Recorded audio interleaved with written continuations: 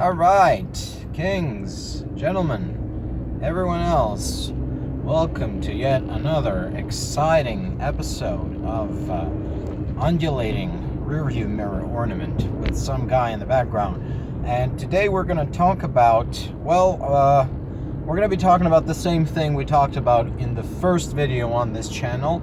And that video is called Mearsheimer is just truncated Mackinder, and it's my critique of John Mearsheimer thought, where I argue that he takes a very simplistic and very non-dynamic view of Halford Mackinder's view of the world. Halford Mackinder, of course, early 20th century British geographical thinker, probably the founder of geopolitics, as we understand it. Well, anyways, very briefly, Mearsheimer's idea is that the whole geopolitical realism thing is there will always be a Russia because Russia has all of these geographic advantages, yada, yada, yada, wig. And anyways, I point out in that video that Mackinder foresaw all of these things all the way back in the late 19th and early 20th century. But he did not fear that Russia may enjoy these advantages, but that Imperial Germany would.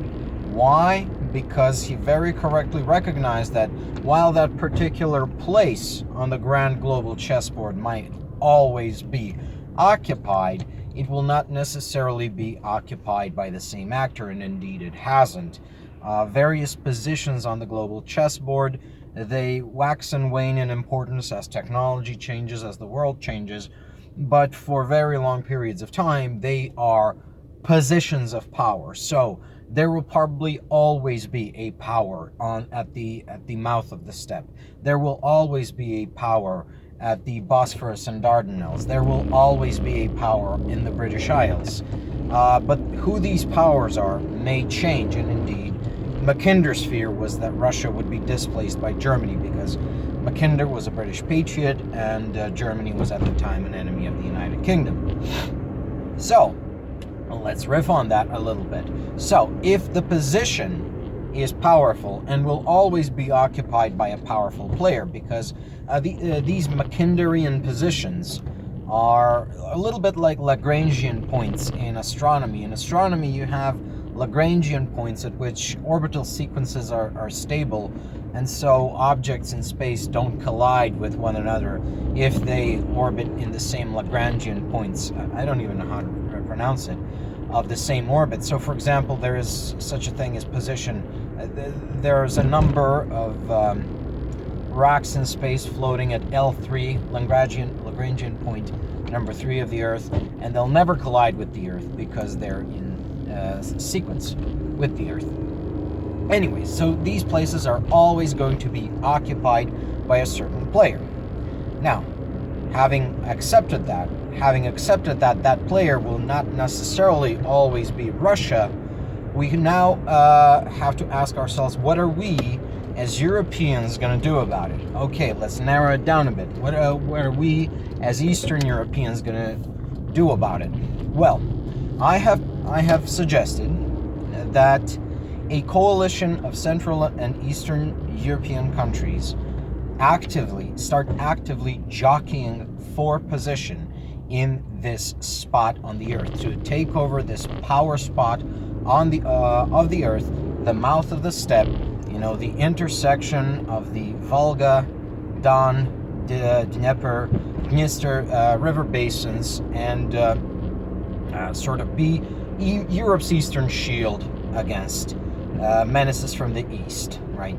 I foresee a destruction and fall of the Russian Federation, obviously, and I also foresee that non-European powers, specifically China and Turkey, will start jockeying for influence and position against the post-Russian state entities and non-state entities, which will arise in the post-Russian space. And I believe that the division will be roughly ethnic. I believe the Turkic peoples of post-Russia will fall under Turkish hegemony.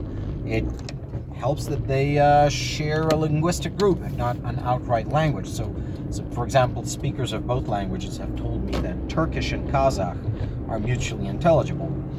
They have some cultural commonalities. Of course, Turkey has been transformed by its very long relationship with the Balkans. And the sort of Mongolic Tungusic peoples in the Far East, they might actually fall into China's orbit. And the key factor here would be China's proximity to Siberia and to the Russian Far East. And of course, let's not forget that China also has territorial pretensions against Russia, specifically towards what is used to be known as Outer Manchuria, and the Russians call the Russian Far East, capital Vladivostok. So keep an eye on those developments. Now, I believe that this proposed coalition of Central and Eastern European states, which will almost by necessity include Poland, Ukraine, and the 3 Baltic states, should push out and capture the bulk of European Russia within its sphere of influence. In ethnic terms, this would mean winning on its side the Slavic and Finno-Ugric remnants of the post-Russian civilization, of the post-Russian nations. So, Ingrians, of course, the people we now call ethnic Russians, although that term, we can get into it at some later time. It does not really have much meaning. Karelians, of course, Karelia could be reintegrated into Finland or carry on as an independent state. Many of these nations, maybe they will be independent states. Maybe they will be reabsorbed into, I don't know, Finland and Ukraine, or maybe Latvia once Peskov. But they will certainly have to fall into the sphere of influence of such an alliance of states. And ideally, this limit, this new limit of Central and Eastern European influence, will have to be, at the very least, the Volga and Ural, the river Volga and the Ural Mountains. And that is essentially European Russia. So from Astrakhan in the south to the Arctic Ocean in the north. Now, you might say here, well, what about all those Siberian riches?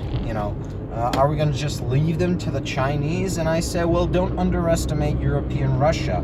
It might not, it does have mineral riches, don't get me wrong, but it is also Russia's breadbasket. The bulk of agricultural products in Russia come from the areas neighboring Ukraine, Rostov, Kursk, Volgograd, Voronezh, Belgorod, all of these places, right?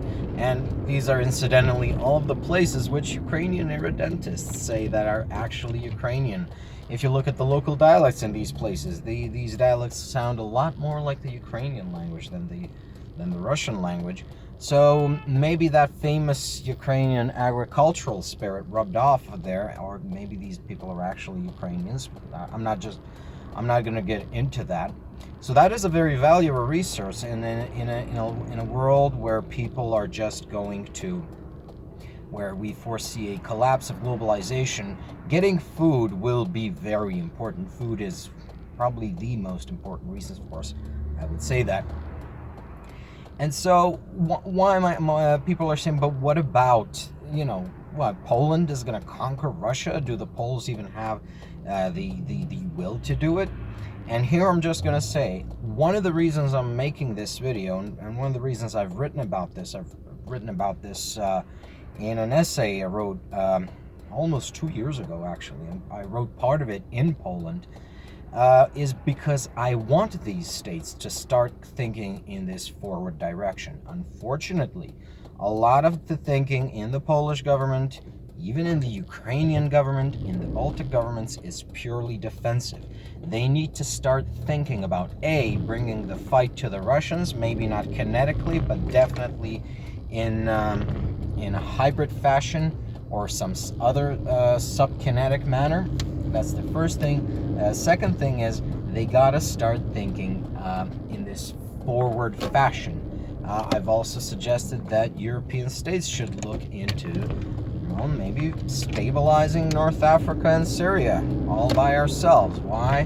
Because we have to start looking for our own interests, for our own, we just cannot hunker down in our continent and expect to just buy things. No, we're going to have to show some muscle. We're going to have to swing our dicks around a little bit, because the Americans, well, they got problems of their own. They're not going to be able to do it anymore. So anyways, I hope you had fun in this little fun jaunt through the, through the what if we could just punch out into the steppe and start thinking about occupying this Lagrangian point of global importance as Central and Eastern Europeans, dare I say it, as Intermarium, as the 3 Cs initiative, and finally begin our long and illustrious careers as actors instead of objects of history. That would be nice. That's a nice dream, isn't it?